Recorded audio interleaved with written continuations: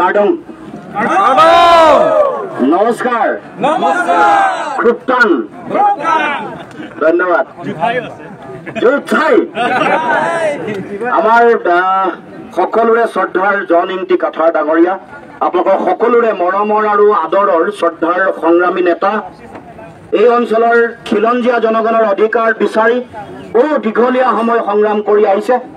আমাৰ মাজত গোবিন্দ ৰাভা ডাঙৰীয়া আছে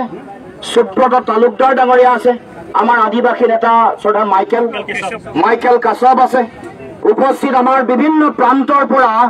আমাৰ সকলো জনজাতীয় ৰাইজ কাৰ্বি ৰাইজ ডিমাচা ৰাইজ আদিবাসী নগা সকলো ৰাইজ আহি আমাৰ খিলঞ্জীয়া জনগণ সংগ্ৰামী জনগণ আহি উপস্থিত হৈছে জ্যেষ্ঠ ব্যক্তি আহিছে আই মাতৃ আহিছে যুৱ বন্ধু আহিছে বিভিন্ন সংগ্ৰামী দল সংগঠন আহিছে সকলোকে মই শ্ৰদ্ধা জনাইছো আৰু সকলোকে মই সংগ্ৰামী অভিনন্দন জনাইছো আৰু আজি এই মেগা ৰেলীৰ পৰা এটাই কথা ক'ব খুজিছো অহা ২৬ৰ বিধানসভা নিৰ্বাচনত কাৰ্বি আংলঙৰ মাটিৰ পৰা আমি তুলিৰাম ৰংহাঙৰ যিটো ভয়াৱহ আসন ইয়াক উৎখাত কৰিম ইয়াক আমি সকলোৱে মিলি তুলিৰাম ৰংহাঙৰ দুৰ্নীতি স্বজন তোষণ আৰু আমাৰ মাটি কাৰ্বি ভূমিৰ মাটি আম্বানী আদানী ৰামদেৱ আৰু গডৰেজক দিবৰ বিচৰা যি ষড়যন্ত্ৰ এই ষড়যন্ত্ৰৰ পৰাই আমি অধিকাৰৰ কাৰণে আমাৰ অধিকাৰ সুৰক্ষিত কৰাৰ কাৰণে জন ইংতি কাঠাৰক আমি আগবঢ়াই দিম বিধানসভাৰ মজিয়াত গতিকে ৰাইজ আপোনালোকে সকলোৱে সিদ্ধান্ত গ্ৰহণ কৰিব লাগিব ২০,০০০ বিঘা বোকাজানৰ ওচৰত হয়নে নহয় ১২,০০০ বিঘা আম্বানীক ইতিমধ্যে দিলে কম্প্ৰেছ বায়োগেছৰ নামত দিলে ইতিমধ্যে চুক্তি হৈ গ'ল আৰু ১২,০০০ মাটি দিয়াৰ ধান্দা আছে ৰামদেৱ আৰু গডৰেজক দিব নেকি সকলো সম্পদ লুণ্ঠন কৰি শেষ কৰিলে কয়লা নিলে তেল নিলে আমাৰ গছ লৈ গ'ল এতিয়া বাকী আছে মাটি আৰু পানী গতিকে মাটি আৰু পানী লৈ যোৱাৰ যিটো ষড়যন্ত্ৰ মাটি পানী আম্বানী আদানীক দি তুলিৰাম ৰংহাঙে ২০০ কোটি টকাৰ ঘৰ বনোৱাৰ যিটো সিদ্ধান্ত যি লক্ষ্য এইটো কাৰ্বি আংলঙৰ ৰাইজে কেতিয়াও মানি লোৱা নাই মানি নলয় গতিকে ৰাইজ মই দীঘলীয়া কথা নকওঁ আমি এটা কথা স্পষ্টকে কৈছো ষষ্ঠ অনুসূচীৰ যি অধিকাৰ এই অধিকাৰ দিম বুলি বিজেপিয়ে কৈছিলে নহয় বিজেপিয়ে কৈছিলে যে পূৰ্ণাংগ ষষ্ঠ অনুসূচীত যি অধিকাৰ পাব লাগে সেই অধিকাৰ দিম কিন্তু যেনেকে বিহাৰত ভোট চুৰ কৰিছে কাৰ্বি আংলঙতো ৰাইজৰ অধিকাৰ বিজেপিয়ে চুৰ কৰিছে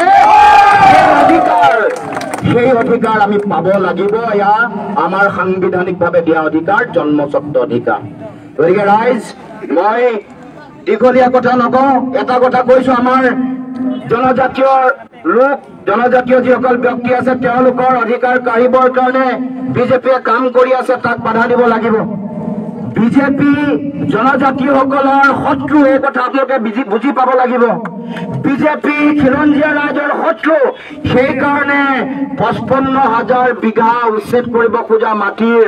৪৯,০০০ বিঘা মাটি জনজাতীয় ৰাইজৰ মাটি ৪৯,০০০ বিঘা ট্ৰাইবেল এৰিয়াৰ মাটি এই কথা আপোনালোকে বুজি পাব লাগিব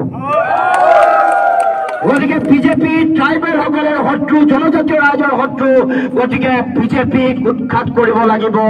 আৰু বিজেপিক উৎখাত কৰাৰ এই সংগ্ৰামত অকল কাৰ্বি ডিমাচা সকলে নহয় ইয়াত থকা সকলো খিলঞ্জীয়া ৰাইজে সমৰ্থন দিব লাগিব সকলো ওলাই আহিব লাগিব আৰু সেই আহ্বান দিবলৈকে মই ইয়ালৈ সেই আহ্বান জনাবলৈকে মই আপোনালোকৰ ওচৰলৈ আহিছো মই জন ইংতি কাঠাৰ ডাঙৰীয়াৰ কাষত থিয় হৈ আপোনালোকক মই আশ্বস্ত কৰিব পাৰো এচুৰেঞ্চ দিব পাৰো যেতিয়াই কাঠাৰ ডাঙৰীয়া বিধানসভাৰ মজিয়ালৈ যাব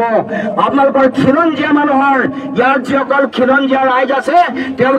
তেওঁলোকৰ অধিকাৰক লৈ চিন্তা কৰিব নালাগে সকলোকে তেওঁ মৰম কৰিব সকলো খিলঞ্জীয়া কাৰ্বি ডিমাচাৰ উপৰিও আন খিলঞ্জীয়া ৰাইজৰ যিবোৰ সমস্যা আছে ভূমিৰ অধিকাৰকে ধৰি যিবোৰ বিষয়ক লৈ ৰাইজে বহু দিনৰ পৰা শংকা ব্যক্ত কৰি আহিছে সেইসমূহ ন্যায় আমাৰ জন ইংটি কাঠাৰ ডাঙৰীয়াই দিব। গতিকে আমাৰ খিলঞ্জীয়া সকলো ৰাইজকে তেখেতৰ হাত শক্তিশালী কৰিবৰ কাৰণে মই আহ্বান জনাইছো। তেখেত শক্তিশালী হলেহে কাৰ্বি ভূমি শক্তিশালী হব, কাৰ্বি আংলঙৰ মানুহৰ অধিকাৰ সুৰক্ষিত হব। এইখিনিকে কৈ মই সকলোকে মোৰ তৰফৰ পৰা শ্ৰদ্ধা জনাইছো, সেৱা জনাইছো। সকলোৰে আশীৰ্বাদ বিচাৰিছো যাতে অসমৰ কাৰণে, কাৰ্বি আংলঙৰ কাৰণে, জনজাতীয় মানুহৰ কাৰণে, খিলঞ্জীয়া থলগিৰি ভূমিপুত্ৰ মানুহৰ কাৰণে যাতে সদায় যুঁজি থাকিব পাৰো, মেৰুদণ্ড পোনাই শিৰ উচ্চ কৰি। ধন্যবাদ। জয় অসম।